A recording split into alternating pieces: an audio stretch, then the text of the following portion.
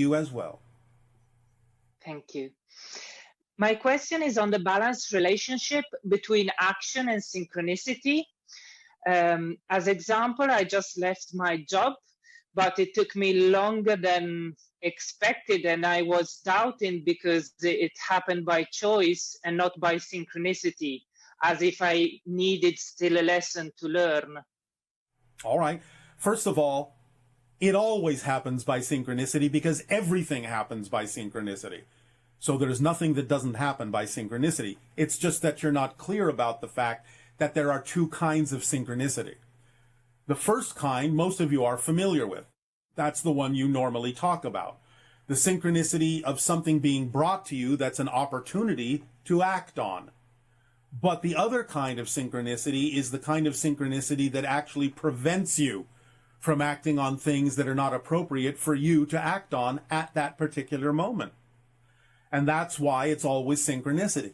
Because synchronicity is not only, just to use a simplistic analogy, is not only the gas pedal saying go ahead, it's also the brake saying no, you can't go this way right now. You need to stay where you are, or you need to look for some other avenue that is now something you are able to do, because you're not able to do this right now. So the balance between the idea of the synchronicity that says take this action and the synchronicity that says do not act in this direction is your guiding principle in life. And that's why synchronicity is also an organizing principle, because it's really keeping you on the straight and narrow by saying yes, no, no, yes, no, no, yes, no. It's really allowing you to move through a particular path that is you, by not only allowing you to move forward, but also preventing you to move forward in certain ways that are not appropriate. Does this help?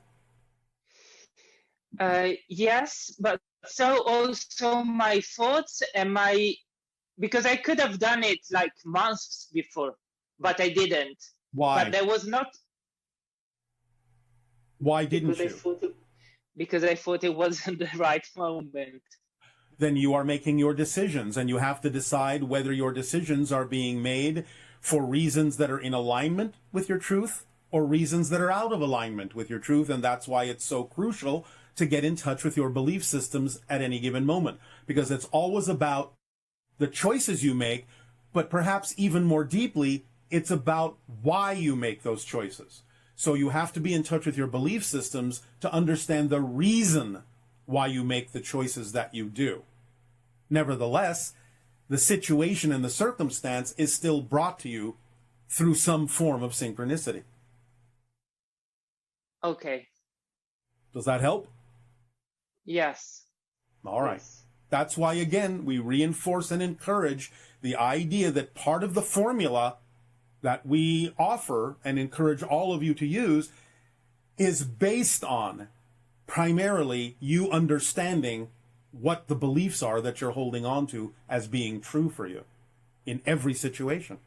So the synchronicity will always bring you a circumstance that is designed to reveal to you what you believe to be true, so you can decide whether or not you want to continue to hold on to that belief or let it go. That's the first thing the higher mind and synchronicity does in bringing you into the experience of a particular situation. Does it represent who you prefer to be? Are you willing to take the action that is representative of who you prefer to be? Or are you not willing to take that action, and why or why not? That's the key. Always you have to know the reason for the choices that you make, and then you will be clear and transparent within yourself about what it is you're choosing to do. Yes? Okay. Yes. All right. And I have also about belief systems. Yes. When my self-esteem is particularly creative, I arrive to ask myself if it is my lack not being able to interact with a version of my spouse which is more conscious and less reactive in order to have a more harmonious relationship. Well, again, The idea is for you to determine clearly within yourself what is and isn't representative of the vibrations in your life you prefer to interact with.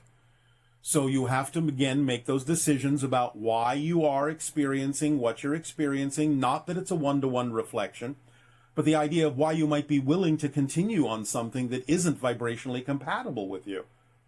Because you are hoping that somebody else will change? Yeah, no, I understand it. I think my struggle is that I feel Your challenge. Your challenge. Yes. Yeah. Don't make it a struggle right from the get-go. Yes. It's just a challenge. It's something for you to know more about who you really are. So what is your challenge?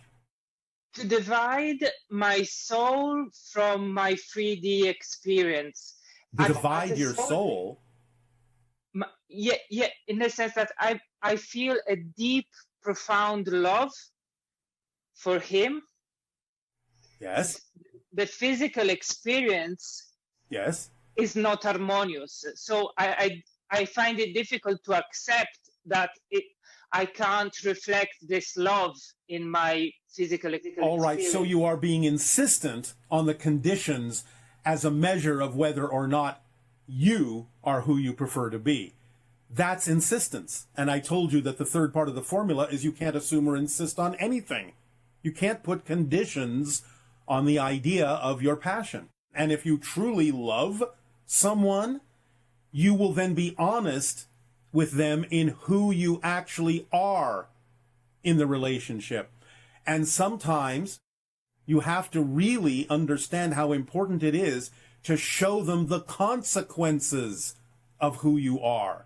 So sometimes a demonstration of your love may actually be leaving the relationship to show them that it's not the vibration you prefer. It's not the reflection you prefer. Then you're giving them an opportunity to decide for themselves whether or not they want to maintain that relationship and match your vibration, or whether they wish to continue their vibration and find whatever relationship actually works for them while you go and find the relationship that works for you. That's the most loving thing to do. Love doesn't insist that the other person may change to give you the reflection you think you should be getting from them.